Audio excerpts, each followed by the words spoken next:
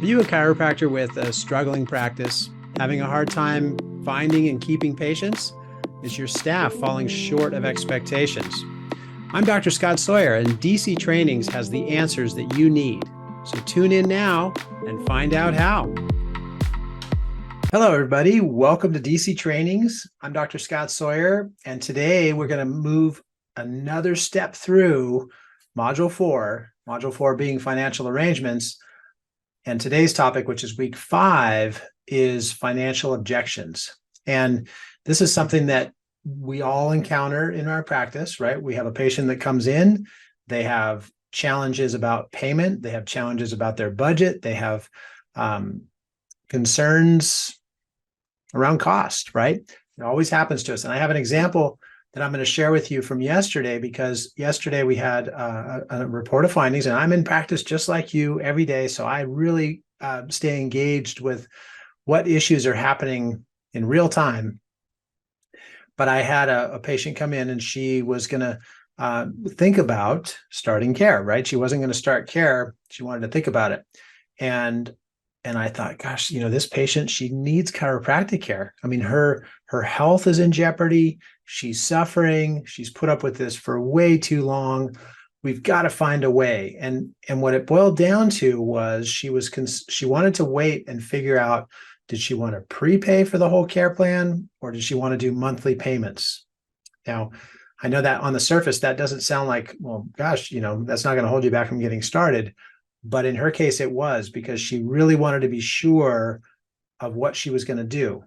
So what I did was, I just suggested it. I said, if you would like to just make your first monthly payment, then we can get started with your care. We can set up your whole schedule. And if you come back in the next couple of visits and you tell us, you know what, I do want to get the bigger discount and do the prepay, we'll just credit that first monthly payment towards the prepayment amount, and you'll still get the same discount or the bigger discount that comes with a prepay. So she said, great. So what did that do? While on the surface, we had a real challenge around setting up a care plan. The patient wasn't even going to get started, but we ended up actually providing chiropractic care. She got adjusted. She saw the results happening already, and we found something that worked with her budget that allowed a shoe in so she could get started with her care. So I want to open with that story, because when you structure things the way I'm going to show you with DC Trainings, there's a path. And if you follow that path, it will bring you to a more successful place in practice. That I can guarantee, because the path works for myself and so many other doctors across the country that use DC Trainings and these protocols. It works. So the next time when a patient comes along and says, I can't afford to pay for this, I want to get the chiropractic care, but I can't afford it, you'll have the tools that you need to help them get started and help them get the best results, which is why they came to you in the first place. So we're going to talk about how to do that in our webinar today. So with that in mind, let's go ahead and just jump right into our PowerPoint so you can see the screen. So let me just share that with you. And let me pull this out of the way. There we go. And that there. Okay, perfect. So let's dive in, and really the basis of that story is, as it says on the screen, it is possible to handle any objection so that every patient starts care in some capacity, right? And I want to emphasize this point around that, because they got in their car and they drove to see you. And as busy as we all are in our practices, in our lives, just that fact alone means they're there with an interest in receiving chiropractic care, and you're the one to provide it, folks, right?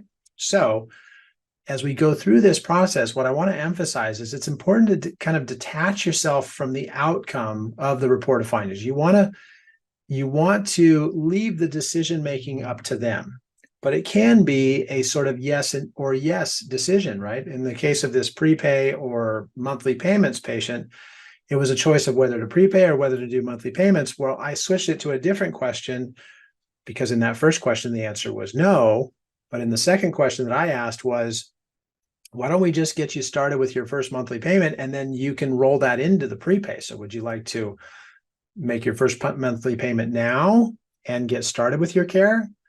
Or would you like to well, then the other would be a no, I guess. So it was just a yes, yes question, meaning that the answer was as long as they could afford that monthly payment, that was the shoe in.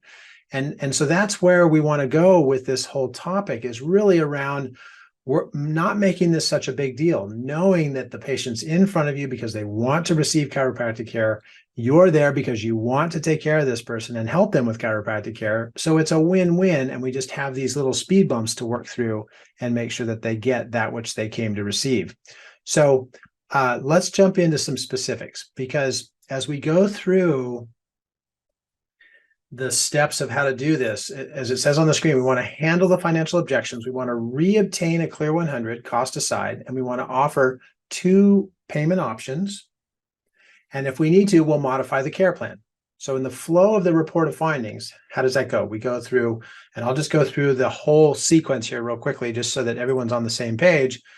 But we go through the initial push off, right? Then we go through explaining the subluxations and showing them their subluxations, projecting to the future, which leads us to the demand for care.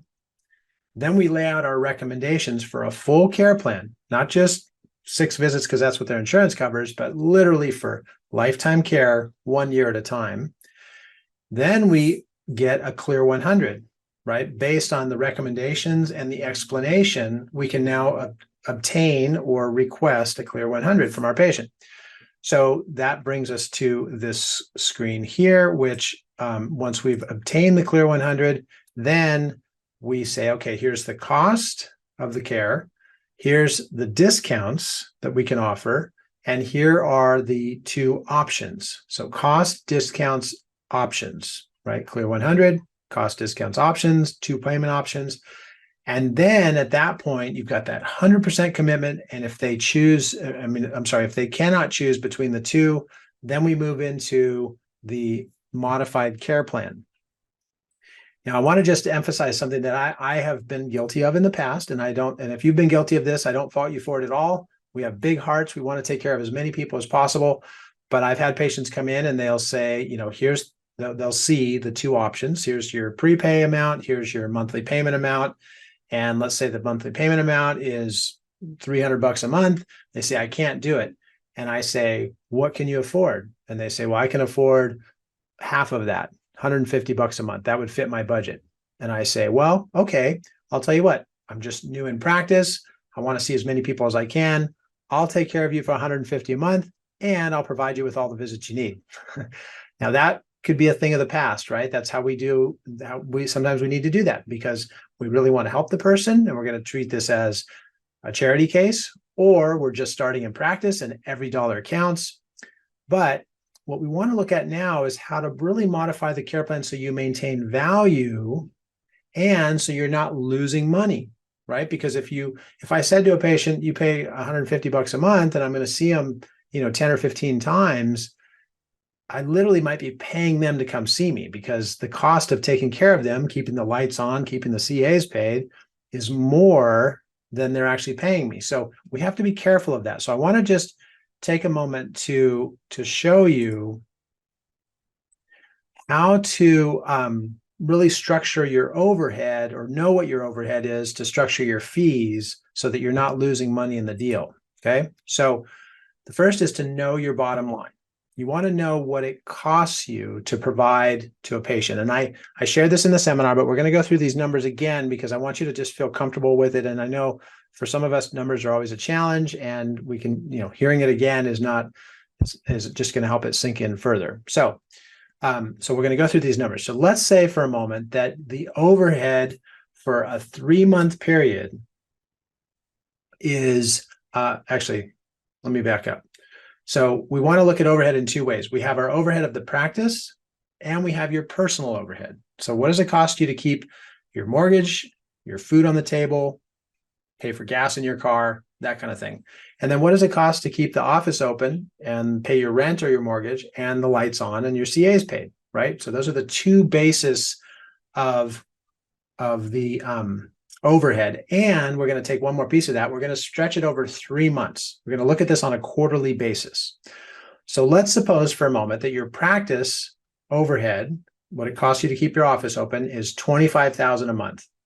And what it costs you to keep your home food on the table and lights on at home is $5,000 a month. Okay. So combining those two together, we have what? 25 and 5, that's 30,000 a month. Over 3 months, because I said we're going to look at this as a quarter, that's about 30,000 a month, correct? Now, that's our overhead number. We need to bring in 30,000 a month just to break even. Now, how does that compare with how we're going to work with patients on the cost of their care? Well, let's shift over and look at our patient visits. And we're going to do that on a quarterly basis as well. So on a quarterly basis, add up how many patient visits you see, and then divide it by 3 to get an average of how many patients you see on a monthly basis. In our example today, we're going to use 3,000 for the quarter, so 3,000 patient visits over 3 months. Divided by 3, that gives us an easy number of 1,000. All right, now, oops, let me get this out of the way. So let me go back to our screen, and that's the practice overhead. Okay, so once we know that, we have our practice overhead and our personal overhead. That's per quarter. We divide that to come up with a monthly amount. We divide 3 months of patient visits to get our monthly patient visit amount. So in this case, what do we say? We said it was 30,000 per month for the monthly amount for the practice, and it was 1,000 visits a month for the patient visits. Now we divide that monthly revenue by the patient visits, right? So when we do that, we actually come up with the 3,000 divided by 1,000, or $30 a visit. So $30 a visit is the bare minimum that you can receive when a patient comes in, or else you're paying them to come and see you. See how this works?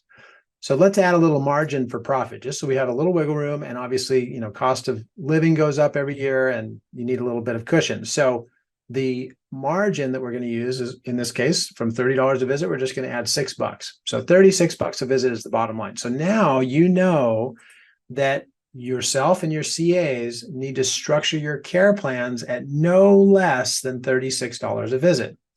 Now, let's suppose that your fees are actually, what you set them at is at $50 a visit.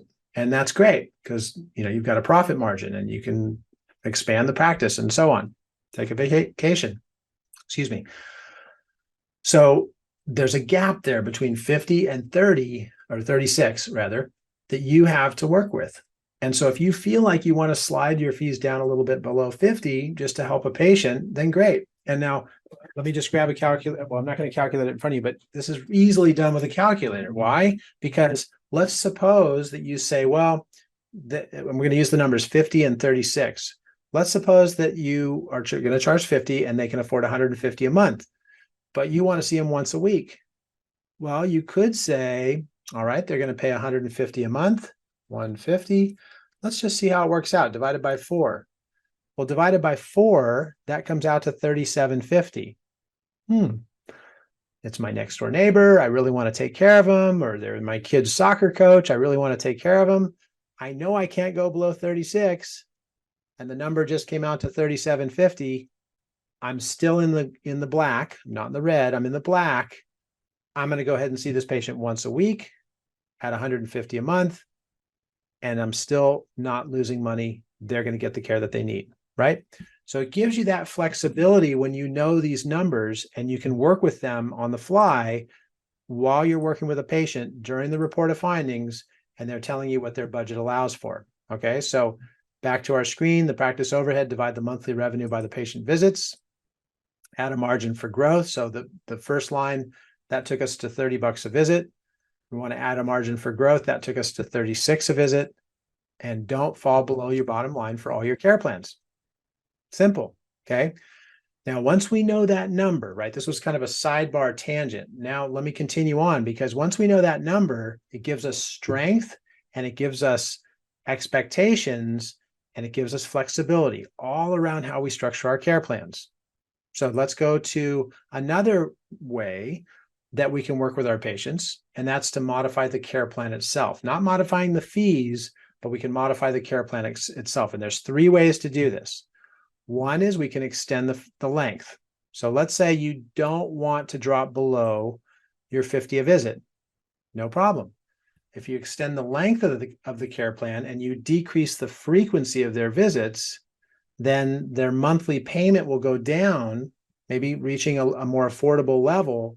Their monthly payment will go down, and by extending the length of it, they're still going to receive all the visits that they need, right? And this is something that we do in my office very frequently. And the example I used in the seminar was, let's say you've got a care plan that's 70 visits. You wanted to see the patient over 70 visits in a year. I know that's a big number, but it's also stretched out over a whole year. So it's not like we're over adjusting anybody, but we want to see, so we want to see them initially 70 visits over the course of a year. They can't afford the payment. Well, what if we stretch the 70 visits over 18 months? And in that case, it drops the payment amount down. That monthly payment drops down significantly to maybe something that is much more affordable for them. So we can, number one, extend the length of the care plan. And number two, we could reduce the frequency. So if I took that same visits, same number of visits, okay, now, and I'll just use this example because, well, follow along with me for a second, because then it'll make more sense if it's not already. So let's say we were going to see a patient for 70 visits over 12 months. Well, if I change it to an 18-month care plan, you might think, well, wait a minute, that means we got to change the whole frequency. But it could be something just as simple as, and for this, you'll have to kind of visualize it. It's on the website, so I'm going to come back to this in a moment. But let's suppose that we stretch it out to 18 months. Well, if they come in once a week for 18 months, that still adds up to 70 visits, right? So if we take once a week, or I'm sorry, how many weeks are in 18 months? Well, there's 52, so it'd be 26 plus 52. So that's about 78 weeks. So, and 78 weeks divided by 12 is, did I do that right? I should have done it in months. No, I didn't do it right. Sorry, I'm trying to do math on the fly. But so let me stay on point, because I have a document I'm going to show you on the website of how we do this. So it'll make more sense when I'm looking right at the document. But we can reduce the frequency and stretch out the care plan farther. And why would we do that? To lower the amount of the monthly payments. Okay, so there's all these ways that we can be flexible to make sure that the patient gets the care that they need. Okay, so that would be the other way. Now, the third way is to actually use a sliding scale. And that goes back to what I just showed you a moment ago, which is to establish your cost per visit. In this case, what's our cost per visit? 36, right? And then train your CAs on the bottom line.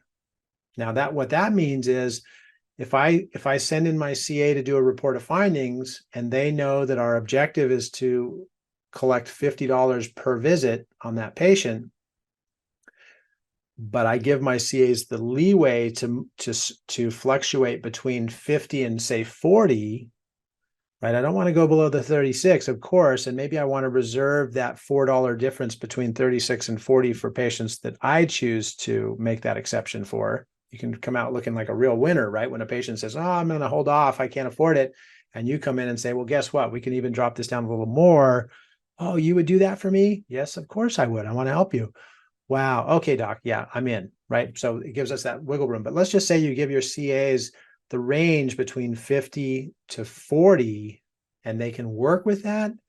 Most of the time, they're going to have a full sign up for a care plan, and you're not even going to need to get involved in the financial arrangements because they're going to be a clear 100% committed, and they're going to sign up for the full recommended visits that you have for them. Okay. So that's why we want to train our CAs on the bottom line. Now let's go through an example of this. As I said, I was going to show you, and I'll show you. Well, actually, let's just jump over to the website, because this is a good time to, well, no, I better not. I don't want to jumble up my notes. Actually, I do want to jump over to the website because I want to show you the document here. Okay, so, oh no, I guess that didn't work. Hang on. I'm bouncing around with two different screens. So, okay, there we go. So on this screen here, you can see this is our current week's materials, financial objections. It says easily solve the most common financial challenges with confidence. And these are the materials for this week. I know for some of you, you'll use the financial alternative financing agreement, that if you want to have it in writing where you are discounting your fees and you want to make sure that this is, for documentation, like for an insurance contract or something like that, you can have the patient sign this. So that's there for you to use. And then on this worksheet, this is what we were going to go through on the PowerPoint, but I want to just show you here, because in the example of the patient who we recommended 70 adjustments for, if we stretch that 70 adjustments over 18 months, we can still see them once a week, and it'll go for 18 months instead of dropping it down to 12 months and seeing them more frequently in the beginning. Okay. Now we added 2 extra visits here just so that the longer care plan ends on an even month. Why would we do that? Because they're going to be making payments, right? So those payments should end on an even month so that it transitions right into their care plan renewal, and you can have a seamless restart into a new care plan after that. On the back side of the page here, you'll see the cost. So we ended up with, what do we have? We had 72 visits. And then we're going to break this down. This is somebody who does have insurance. And so I'll show you how that works as well. But the estimated insurance payment is $1,000. So we had 72 visits at 100 per visit average, 7,200. We have 2 x-rays.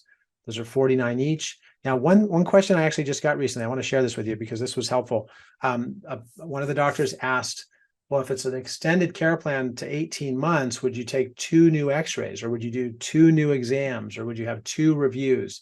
And the answer is no, because originally you had them set up for a care plan and you had these specific milestones set in along those visits, right? At certain milestones, like say, for example, the 26th visit or the 70th visit, you're going to have these milestones.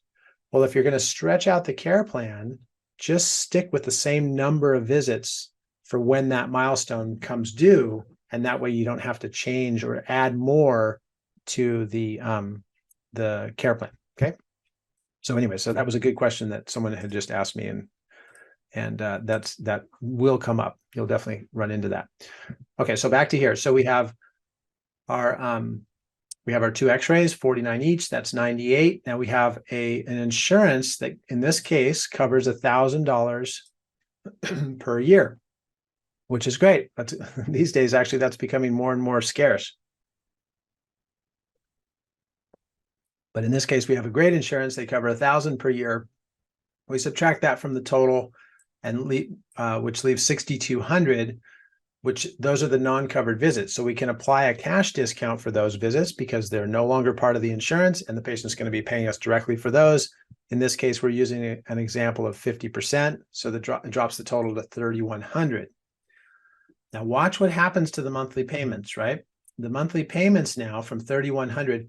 I'm sorry, let me just add, I put NA here under prepay because my experience is that most of the time when a patient has financial challenges, they're not in a position to choose the prepay option. I mean, it's just not on the table or not in the cards because their limited budget, is not going to allow for coming up with that much money all at one time. It does happen, but it's just not very often. So if they're in a position of, after you've stretched out the care plan and changed the visits, and then they're saying, well, yeah, I'd like to prepay for it, then you may as well just go back and work with their schedule and fit in those visits within the original allotted time frame.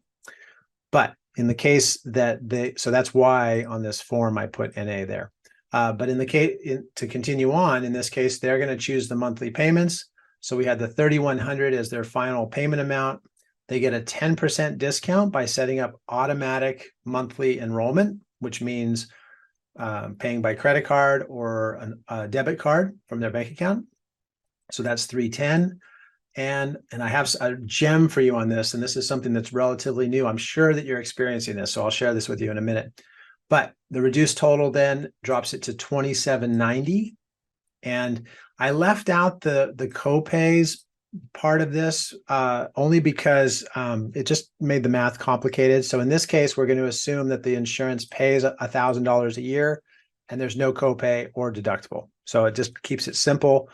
If you do run across one of those, you can obviously ask me about it on our webinar, or you can go back and look at the insurance copay worksheet or care plan worksheet, and that'll show you how to decipher the insurance involvement.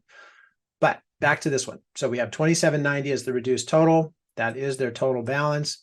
Divided by 18 months, that dropped it to $155 per month.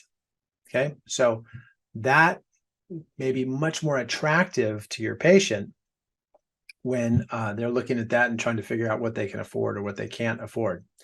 Now, I was saving this little gem for you because if many of you know Woody Rill, who's our credit card merchant. Many of you also use his services. I highly recommend him, Woody Rill, and his contact information is on the website. But there's a trend that's happening. And for those of us in practice, we're seeing this trend probably in other areas. You may have seen this. And the trend is the credit card companies now are recommending that rather than having the customer the merchant pay the percentage for the charge that the customer is making, it's now being passed on to the customer. Now, what do I mean by that? You may have heard this.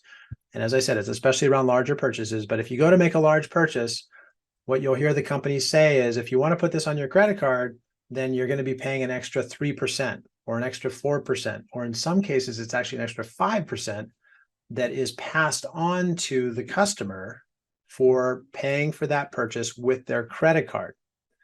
Now, if they pay for it with their debit card, then there's usually not an extra charge.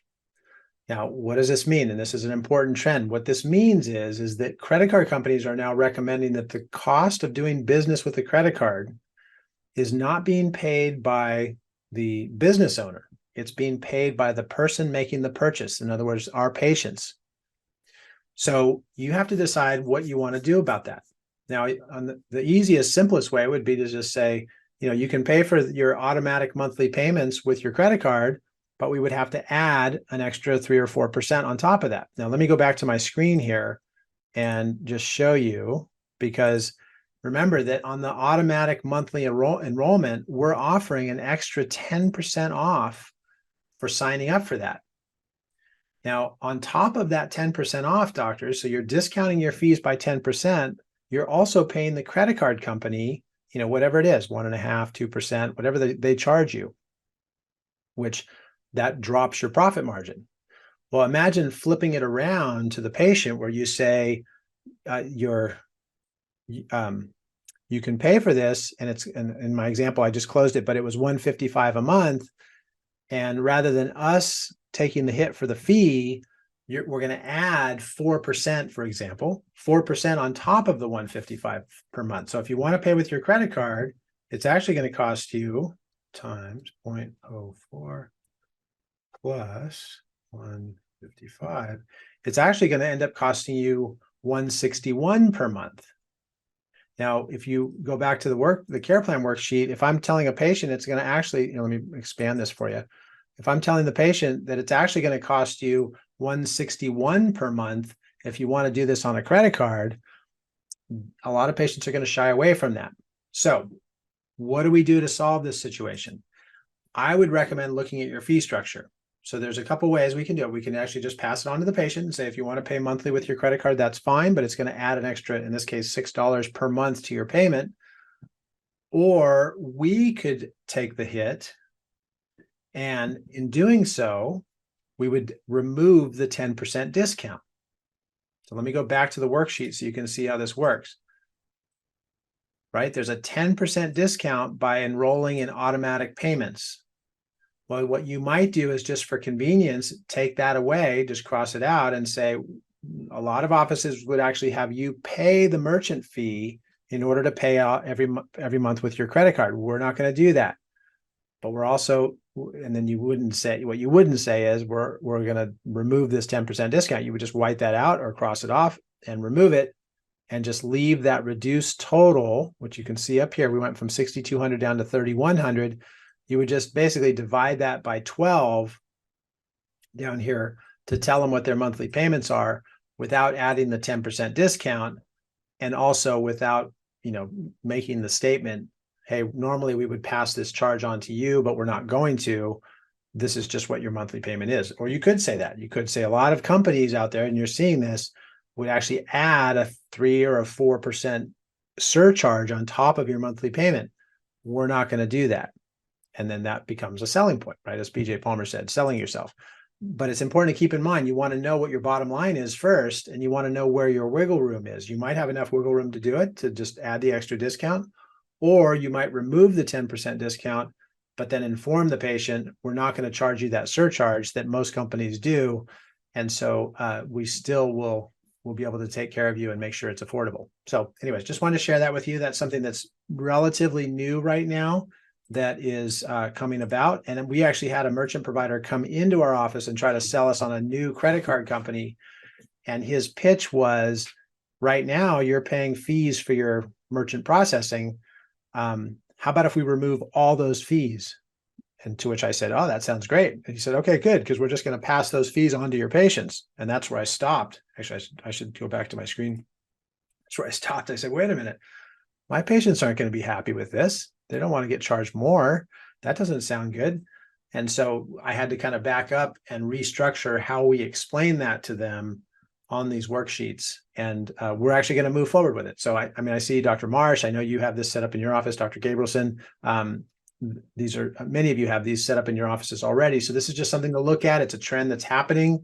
Patients are hearing it in other places that they make credit card transactions. So we just want to be part of that change, and you can decide how you want to proceed with it, of course, protecting your profit margin at the same time. So let's go to here again, because that's the corrective care worksheet with the modified care plan. Now let's go through this financial objections script here quickly, because this is where you want to be quick with your numbers, right? What you don't want to do when you're reviewing numbers is sound like you don't know what you're talking about, or sound like you're unsure, because it puts thought in the mind of the patient that you're unsure, which means maybe you're taking advantage of me, or maybe you're charging me too much. So you want to be real clear on what your numbers are. So let's go through this and just keep that in mind. I'm going to go through it pretty quickly because I want you to get to feel the impression of, yes, this person knows what they're talking about, and the numbers are straightforward and standard. And, oh, there we go. Okay, there we go. I had a question pop up. I'll come back to that question in just a minute. Okay, so which of these two payments will work best for you? Well, neither of them works for me. Okay, no problem. Do you mind if I ask why? Well, I'm a single parent with a limited income and my budget's very limited. I understand. That seems like, but it seems to me that cost aside, you're committed to getting the care you need. Am I right? Yes, I am committed, and I wish I could afford it. Now, this question right here, folks, is important. Why? This is sort of a push off again. We're making sure that if we're going to go down this road of negotiating, we're not negotiating about the care that you need, because, I mean, and this is going to sound like an ego, but I'm the expert, you're the patient. I'm here to tell you what you need. So we're not negotiating about that. We are simply negotiating on price. Okay, so that statement there is really important as a qualifier before you move forward. So, but yes, this patient is committed. I see. Well, think of the future. What would your health be like in 2 to 3 more years if you don't address this now? Now, the patient says, well, it'd be much worse, and I'd likely be losing more time from work. The doctor is genuinely concerned about your constant headaches, side effects from the Tylenol you're taking every day, and how much time you've missed. It seems your income would increase if you didn't suffer from headaches. And then there's a footnote 1. Repeat the primary concerns and effects using extra dramatization and empathy, right? So I'm using the word qualifier because this is where you're qualifying. You're saying, look, this is serious. I'm not in your shoes, I know, but I do have the solution for where you want to get to. And this is not something that's to be taken lightly. I mean, this is your health. What do you have if you don't have your health, right? So we don't want to get soft on this one. We want to make sure that we hold our standard going all the way back to that original push-off. What was the push-off? When we first started the report of findings, we said, in order for me to accept you as a patient, it's only with the understanding that you agree to follow through with my recommendations. That was our push-off. So we were going back to that sort of standard or threshold that we set in the very beginning. Okay, so you're right. If without headaches, my income would increase and I could afford this. Well, if we found an affordable solution, when would you want to get started? Footnote 2, wait for the answer to your question before speaking, no matter how long it takes. See, again, this is a qualifier because you're going to see real quickly if someone's on the fence, if they're not committed, this is where you're going to see it, right? You say, if we found something that worked, when would you want to get started? Oh, well, I'm going to be out of town next week. So I don't know, maybe in 2 or 3 weeks. Now, think about that. If you had a serious subluxation and it was really affecting your health, and of course, these aren't the words that the patient's going to think, but we understand this. Would you want to wait 2 or 3 weeks? Would you want to go on a vacation while you're suffering with this health problem that's affecting you in many ways? No, you wouldn't want to. So what they're essentially saying with that type of an answer is, I just don't see the relevance. Either I don't think you can help me, or my condition's really not that bad. To which all of those point to way back to the new patient appointment. We didn't do our job at the front end. We didn't pull out all of the primary concerns and effects. We didn't instill our unique qualities into the experience at the first visit. And now it's coming back to bite us, right? So it's important to understand when you see these clues come up, oh boy, we dropped the ball. I had a new CA that didn't do that one part. They left out that one script. They didn't have that one form. They didn't use that one page. All of those things start to come into play, and we're seeing that ripple effect happening right in front of us. So let's go back to here. Well, and of course, this patient answers correctly. Well, I'd want to get started right away. Okay, good. Then we're smooth sailing. We just got the green light. Then I'm happy to work with you because I know that you're still committed. Okay. So normally the monthly payments would come to $232 per month. What would fit your budget for the next 12 months? Now there's a footnote 3. You want to emphasize the full upcoming year so the patient doesn't drop out of care after the first couple months.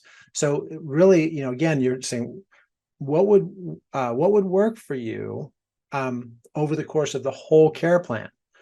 And that's a distinction that you want to make, because when someone's in pain, they can be very desperate. So they might be just thinking, well, I just need to get through this week, so I can get back to work. So I'll make this first payment and then I'll just see where that ends up. But when you say clearly, how would this payment work for you for 12 months? It really opens their eyes to like, okay, wait a minute.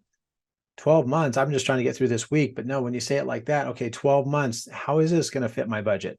And that way they start to get that locked in. And the good news is, over the long term, when we work with a patient at the front end to this capacity, they will be comfortable with that payment for the long term, right? And if someone's comfortable with the payment over the long term, then it sort of goes under the radar, right? It just becomes part of their budget. And if it's part of their budget, then what's going to happen to your retention, right? How much longer are they going to stay with you because their payments are comfortable and they are enjoying the results?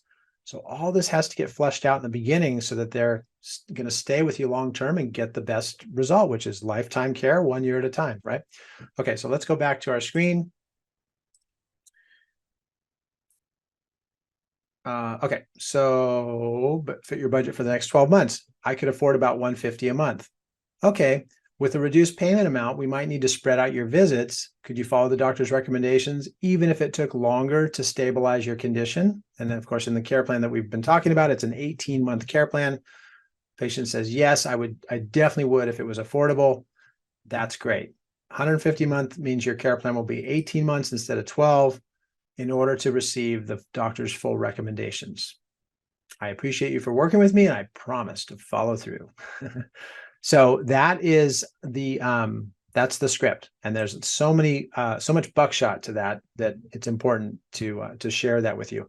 Now on the next page, this goes through what we covered in the PowerPoint, right? It talks about the goal of any report of findings is to start each patient on a full care plan. And of course, that's what we call them in my office. Anytime a report of findings patient starts a care plan, we just call them a start. I loved it. Yesterday, my CA came to me and she said, so-and-so's on table 2 and he's ready and he's an ROF start. And she's one of our newer CAs. So it was just great to hear her just say that with such confidence And so I said, perfect. And I went in and I adjusted them.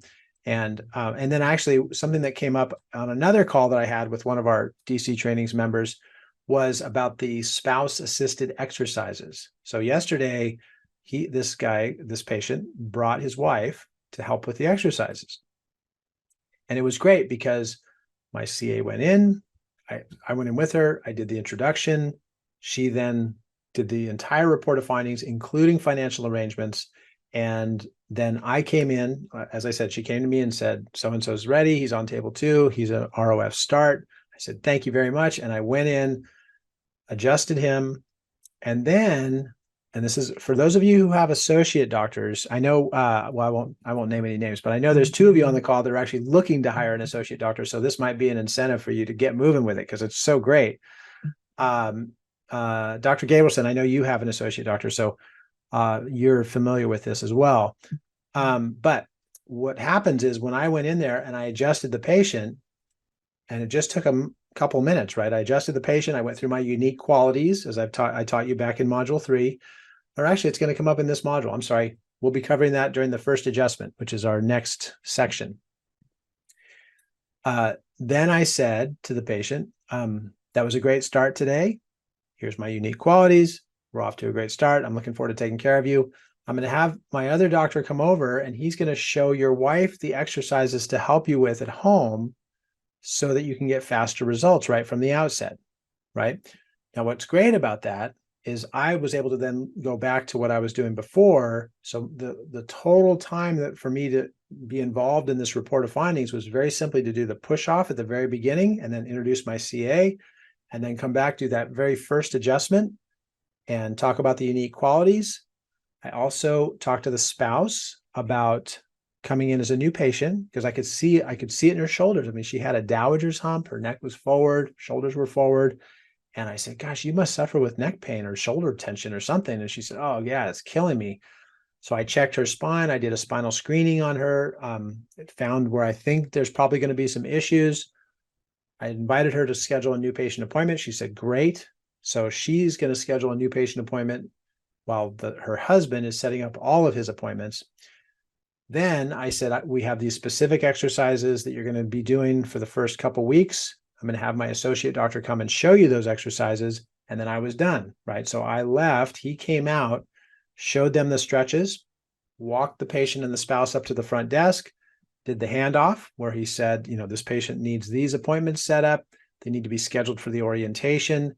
Oh, and by the way, his wife is going to set up a new patient appointment for as soon as possible so we can help her with some neck issues she's having.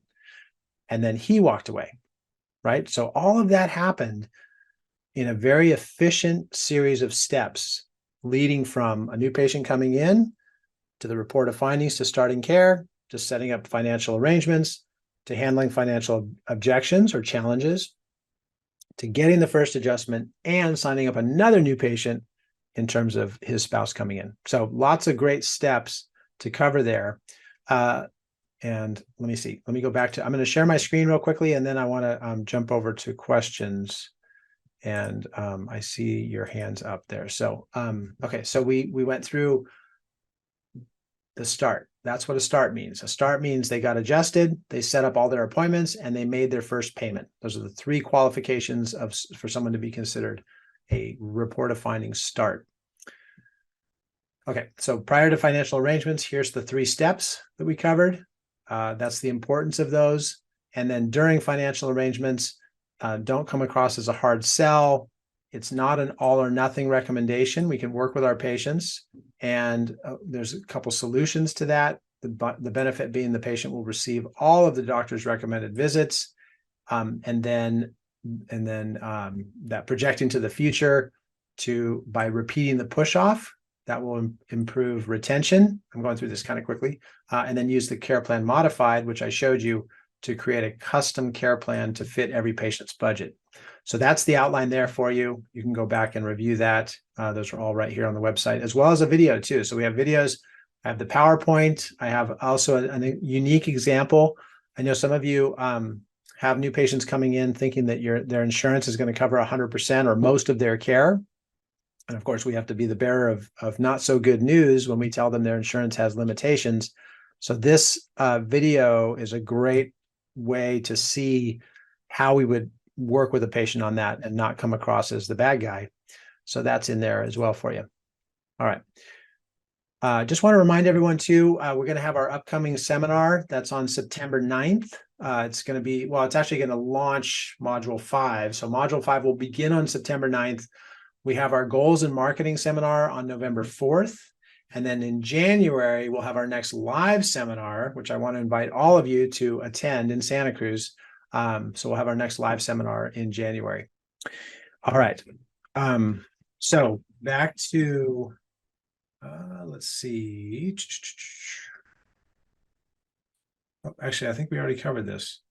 It was a question about appointments, an out-of-office assistant. This was a question that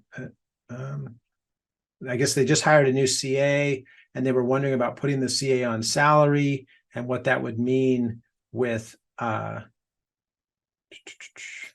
actually, yeah, their hours. So I guess it was about avoiding overtime.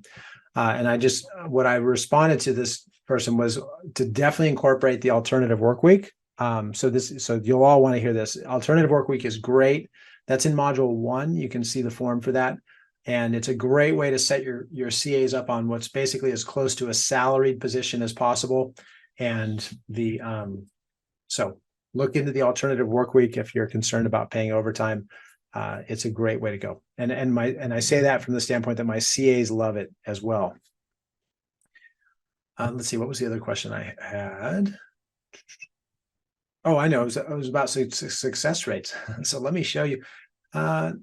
Actually, I don't think that was a question though, now that I'm going back to remembering it, and that was just looking at success rates. So there we go. Okay, so if we go to the success rate reports, this is just a great way to work with your team. Now, I want to share an example with you, and that's part of why I'm going to answer this. But the question was originally around how do I measure success, or how do I increase my new patient? Oh, excuse me. Drink some tea. That was the original question, was how do I increase new patients? So on here, I have some action steps for you on our success rate reports. Every one of our success rate reports has steps that you can use to bump up your new patient success rate, right? So here it is defined: a patient who's never visited the practice, or a previously active patient whose last visit was greater than 6 months ago. That's who new patients are. That's how we define that. The action steps are to complete the consultation details, including the primary concerns and effects, which we just talked about that in care plan or in financial objections. A lot of times the reason why those objections become an issue is simply because that first step was not done, right? If we don't get the primary concerns accurately and we don't get all the effects, then they're not going to be motivated as well, or really forced to take a hard look at their health, and they won't be as motivated to follow through. Also, using the subluxation information to provide us subluxation education. That's a handout that we provide for you in DC trainings. Use that to give the best education about subluxations so that your patients can have a real understanding of just how much benefit they can receive. If they don't have that understanding, they won't have as much value. If they don't have as much value, they won't be willing to pay for your care anyways. And then last here, complete the entire new patient appointment in under 1 hour. And that's important just for efficiency. You know, we're all busy these days. We want to have our patients be able to come in and use all that time to get accurate information and set the stage for a report of findings. And then last but not least, track your success through the goals tracking system, which you can see here that we are in my office at 97%. And I know we want to be at 100% or more, but I will just tell you that 97% represents us working on a very reduced team. We've been short-staffed now for quite a while, and so I'm very proud of my team for having 97% as our accurate goal. I mean, as our success rate for our goals. So, anyways, just wanted to share that with you. Let's see. There's a question that just came in. Let's see. Do patients' prepay care plans ever expire if they don't follow through with the care? Great question. So, the answer is no. So in other words, if a patient prepays for a care plan and then doesn't follow through with the visits, does that ever expire? Not in California. I don't know about other states, but I know in California, they either need to use those visits or a refund must be credited back to them. They don't expire. If they've prepaid for the visits, then they've got those visits locked in. Great question though, because we want to, and just from the standpoint of not burning the bridge, you want to keep your patients happy. You want to make sure that down the road, if they want to come back in, they feel comfortable. I've had many times where a patient said, I can't come in, I got to stop. And we usually wait about 2 months. And then if they don't contact us back in 2 months, then we issue the credit back to them. But we wait a couple months because a lot of times they'll call back and say, hey, I'm back in town now. I was going to stop, or my symptoms returned. I do want to continue with care. And then we just restart their care plan. So it's not that you have to credit it back right away, of course, unless they request it. We actually require 30 days because oftentimes if there's an insurance payment we're waiting for, or we're just reconciling their account, that can take a little bit. And that's in our chiropractic care agreement that it actually talks about that, which I'll show you. So let me just jump back over here. So in our chiropractic care agreement, which we'll get into a little bit later in this module, it's in the section on ROF completion. We have our chiropractic care agreement here, and it talks about what happens with refunds. So if care is stopped prior to the above mentioned duration, balance is refunded after an open rate of blank for each visit received per person. And then upon cancellation of this agreement, patient shall be entitled to a refund of the unused portion of any amounts prepaid by the patient. So let's see, services. I think there's something in here.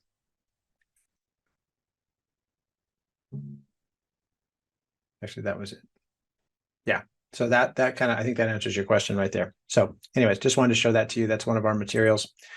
All right. And with that, we are right up against the hour. So yeah, I appreciate these questions. I mean, that's a great question. And for all of you, when you have questions that come up, just send us an email, dctrainings@gmail.com, or you can join us on these webinars and just ask your question outright. It's just, it's a great format for us to keep you abreast of changing environments, specific circumstances or situations, anything so that your practice is not held back or restricted from growth because of these subluxations that come into play.